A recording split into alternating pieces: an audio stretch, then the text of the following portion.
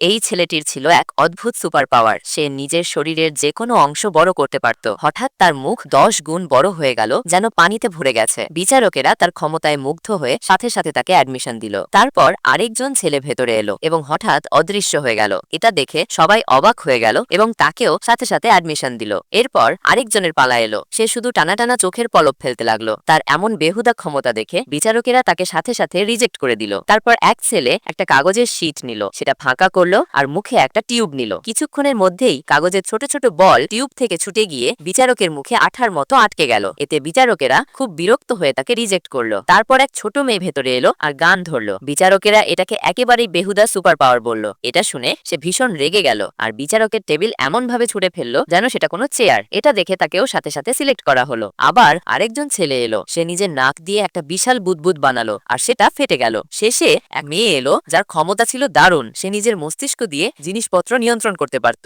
এবং অন্যের মনের কথা পড়তে পারত। সব শেষে 4 জনকে বেছে নেওয়া হলো আর তারাই হলো এক নতুন সুপারহিরো টিম।